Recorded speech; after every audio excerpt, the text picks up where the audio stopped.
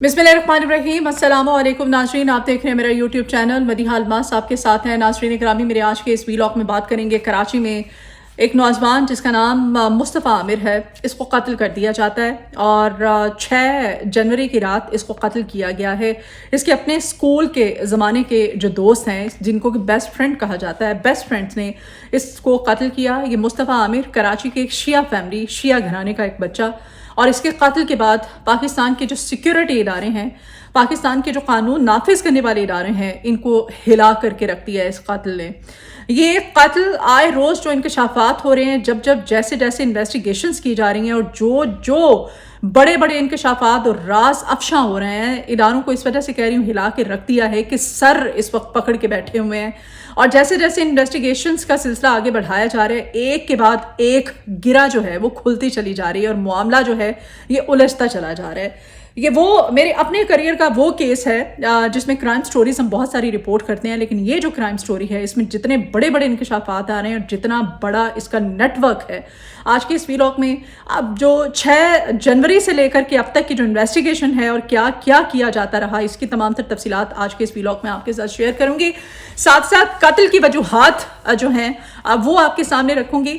और नाज़रीन ग्रामी, इदारे जो हैं, चाहे वो ANF है, चाहे CTD है, चाहे FIA है, चाहे CIA है, चाहे CPLC है, चाहे AVCCC है, ये इदारे, तमाम इदारे जो हैं, इन पर सवालिया निशान इस एक कत्ल ने खड़ा कर दिया है।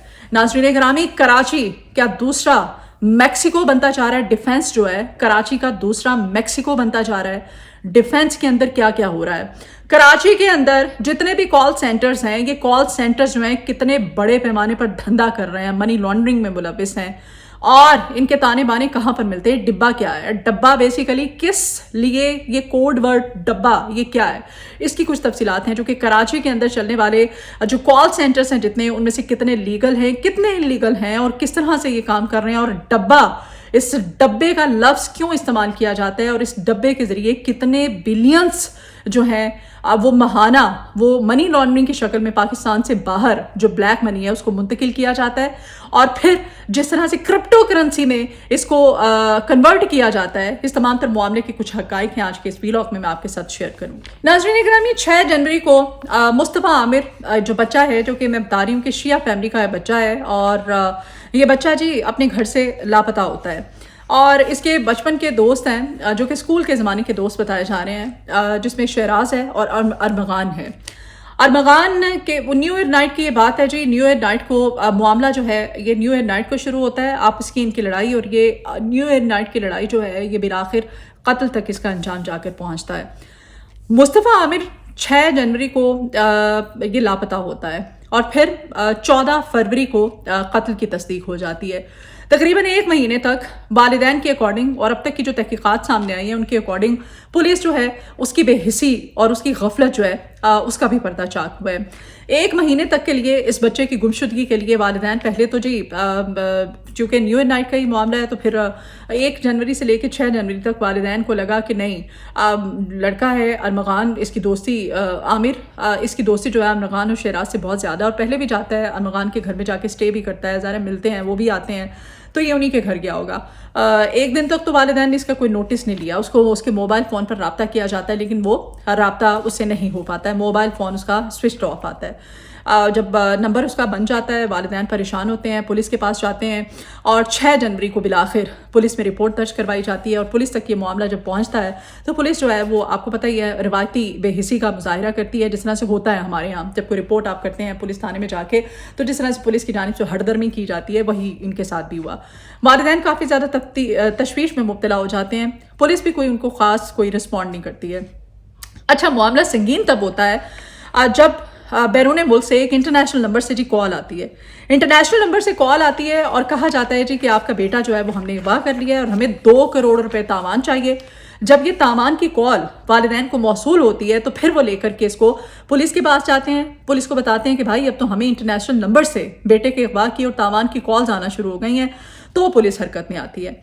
मामला न्यू ईयर नाइट को जो शुरू हुआ था उसमें लड़ाई जो है वो ज़ाहिर है इसमें लड़कियां भी हैं कुछ इन्वॉल्व हैं। एक लड़की का तो नाम भी सामने आ गया और पुलिस ने उसको अभी ये रिसेंट जो आपको अपडेट्स दे रही हैं कुछ ही देर पहले पुलिस ने उसको बरामद भी कर लिया है, जिसपे कि अरमगान के घर में ही तशद्दुद किया गया था। अच्छा, इस तरफ भी आते हैं, लेकिन ये लड़का जो है मुस्तफ़ा आमिर, ये अपने दोस्त अरमगान और शेराज अपने घर के ऊपर प्लानिंग करते हैं। प्लानिंग कर करके ये बेसिकली इंसल्टिंग एक मामला जिस तरह अना का बना लेते हैं ना दोस्त आजकल के लड़के लड़कियां, वो ये वाला मामला है। उसको घर बुलाते हैं, घर बुला के वहाँ पर वो जिस डंडे से इस पर तशद्दुद किया जाता है, डंडा भी अमरीकी साख्ता बताया जाता है, अमरीका का। और ये जो वालिद है अरमगान का, इसका जो गेटअप है उससे बज़ाहिर आपको नज़र आता है कि ताने बाने मिलते कहाँ पे हैं। जिस तरह से पुलिस वालों को धमकियाँ दे रहा है, कह रहा है कि मुझे मारो, मुझे थप्पड़ मारो, मैं तुम्हें मज़ा चखा दूंगा। जिस तरह से जजेस के रूम में ये ज़बरदस्ती घुसने की कोशिश कर रहा है। पल पल की फुटेजेस वीडियोस जो सामने आ रही हैं, वो बड़ा बाअसर और ख़ुद को बड़ा बारसूख जो है वो जाहिर करने की कोशिश कर रहा है कि मैं अमेरिकन नेशनल हूँ, मैं कुछ भी कर सकता हूँ, मैं तुम लोग की ऐसी की तैसी फेर दूंगा, मैं जज की ऐसी की तैसी फेर दूंगा, तुम लोग होते कौन हो। बहरहाल अब तमाम तरह असर रसूख की तरफ से इस्तेमाल किया जा रहा है। अच्छा, एक ASIP इसमें मुलव्विस निकला है जी।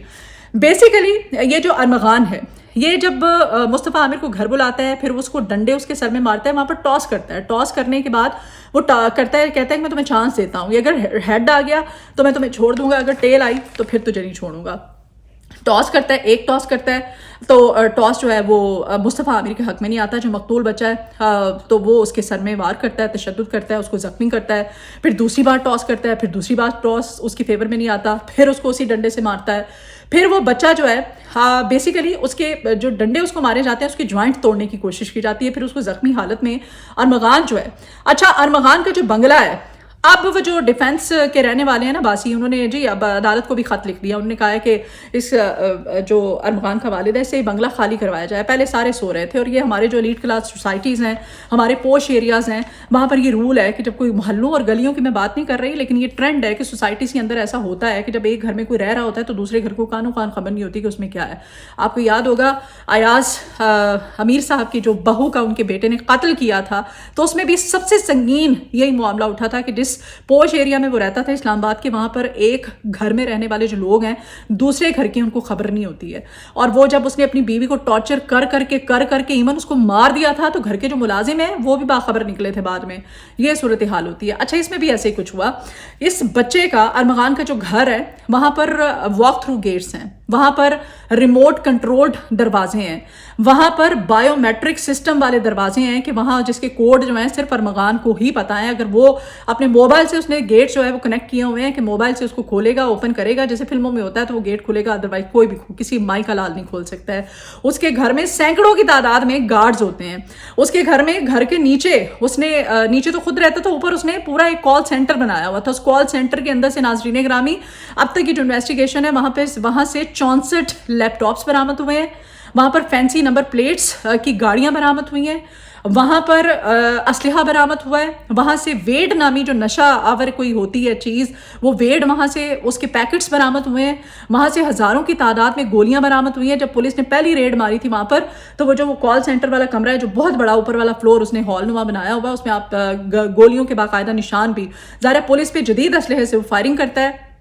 फायरिंग फिर पुलिस भी फायरिंग करती है, तो पुलिस की फायर लगने से वो जो अंदर कमरे से सीमेंट उतरा हुआ है दीवारों से जगह वो भी निशान जो है वो सर्कल किए हुए दिखाए गए हैं। वहां से क्या क्या बरामद नहीं हुआ, वहां से मोबाइल फोन्स बरामद होते हैं।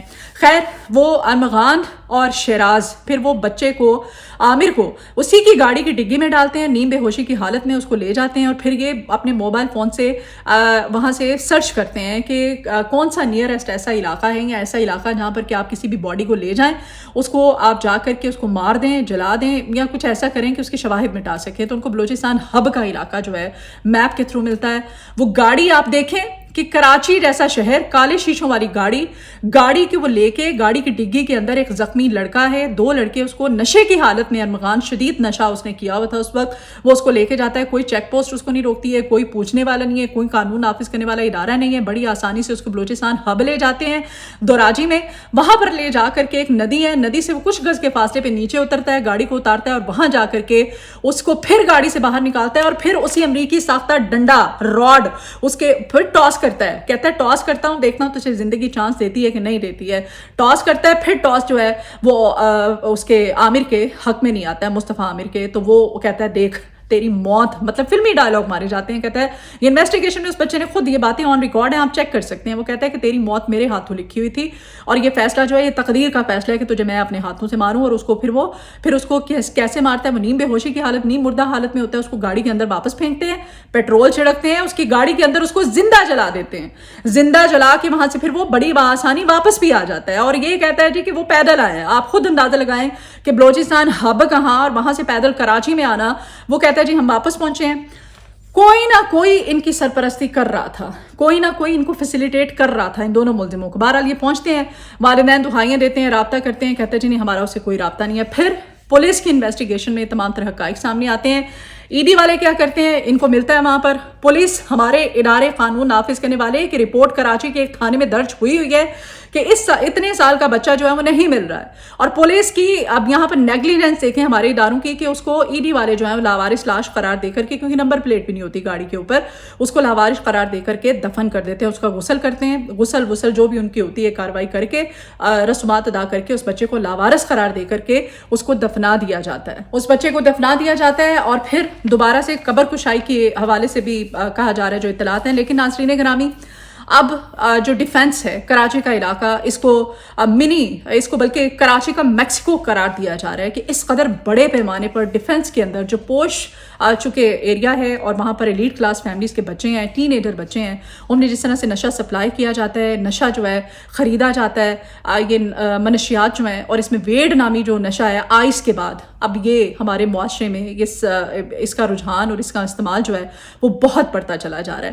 ناظرین گرامی, کال سینٹر کی میں بات کر رہی تھی, تو کال سینٹر کے اندر آپ کو پتہ ہے وہاں پر جو ہے وہ بہت بڑے ڈیجیٹل سکیم ہوتے ہیں, منی لانڈرنگ ہوتی ہے, بلین روپے ہیں جو کہ ماہانہ کی بنیاد پر بتایا جا رہا ہے, ویکلی کہا جا رہا ہے کہ پاکستان سے باہر منتقل کیے جاتے ہیں.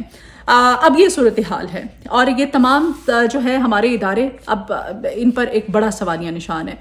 بچے, اس میں والدین کی نیگلیجنس بھی آتی ہے, والدین کی لاپرواہی ایک بڑا سوالیہ نشان ہے. کیا والدین کو پتہ نہیں ہوتا کہ ان کے بچے کس قسم کی سرگرمیوں میں ملوث ہیں, بچوں کا اٹھنا بیٹھنا کہاں پہ ہے. ہمارے معاشرے کا اس میں بڑا کردار آ جاتا ہے. کون سے ایسے پوش ایریاز ہیں, ایسی کون سی ایلیٹ کلاس ہے آپ کی, ایسی کون سی زندگی آپ جی رہے ہیں, ایسا کون سا شاہانہ آپ کا طرز زندگی ہے کہ آپ کے ایریے میں, آپ کے محلے میں, آپ کی سوسائٹی کے اندر, آپ کی گلی میں ایک گھر ہے, وہاں پر 50 کی تعداد پہ گارڈز کھڑے ہیں, وہاں پر سینکڑوں کی تعداد میں لڑکیاں لڑکے ڈیلی آتے ہیں, آنا جانا ان کا لگا ہے, کال سینٹر بنا ہوا ہے, وہاں پر جدید قسم کی بغیر نمبر پلیٹس گاڑیاں کھڑی ہیں, وہاں پر واک تھرو گیٹس لگے ہوئے ہیں, وہاں پر ریموٹ کنٹرول دروازے لگے ہوئے ہیں, وہاں پر واک تھرو گیٹس لگے ہوئے ہیں, وہاں پر یہ تمام تر صورتحال ہو رہی ہے, وہاں پر اسلحہ جدید نوعیت کا پڑا ہوا ہے, وہاں پر منشیات سرے عام سپلائی ہو رہی ہیں, وہاں سے لی جا رہی ہیں, خریدی جا رہی ہیں, بھیجی جا رہی ہیں, سپلائی کی جا رہی ہیں, تو کسی کو کوئی پتہ ہی نہیں ہے. اور ہمارے سیکیورٹی اداروں کی صورتحال دیکھیں کہ ایک زخمی نوجوان کو لے جایا جاتا ہے کراچی جیسے بڑے شہر سے باہر, اور پھر بلوچستان لے جا کر اس کے ساتھ کیا جاتا ہے. کال سینٹرز کراچی کے اندر جو کام کر رہے ہیں, اب یہ بھی بڑے پیمانے پر اس گرفت میں آئیں گے. اس گرفت میں اس وجہ سے کہ بڑے انلیگل طریقے سے کام کیا جا رہا ہے. ارمغان کے حوالے سے جو اطلاعات سامنے آ رہی ہیں ناظرین گرامی, اس کی کچھ تفصیلات یوں بھی مزید سامنے آئی ہیں کہ ارمغان جو ہے یہ اس کے متعدد مرچنٹ اکاؤنٹس بھی نکلے ہیں جی. جعلی یہ جو اکاؤنٹس ہیں, جال سازی سے جتنی بھی رقم پاکستان کے تمام علاقوں سے, جتنی بھی رقم جو ہے جال سازی کے ذریعے وہ حاصل شدہ جو رقم ہوتی ہے, اس کو منتقلی کے لیے یہ جو کال سینٹر تھا ارمغان کا, یہ استعمال ہوتا تھا. اور یہاں پر جو لیپ ٹاپس برآمد ہوئے ہیں, ایون دیٹ وہ اس میں سے جو 4 تو ایسے لیپ ٹاپس تھے جن کا ڈیٹا ریکور کر لیا تھا, لیکن اس میں سے متعدد ایسے لیپ ٹاپس ہیں کہ وہاں پر سر پکڑ کے بیٹھے ہوئے ہیں کہ ان کے جو پاسورڈز ہیں وہ کوئی بھی نہیں کھول سکتا ہے, وہ صرف ارمغان ہی کھول سکتا ہے. اور ارمغان نے صرف 4 جو لیپ ٹاپس ہیں ان تک رسائی دی ہے, اور ان میں سے ایک لیپ ٹاپ کا صرف جو ڈیٹا ہے وہ 8 ممالک بتائے جا رہے ہیں.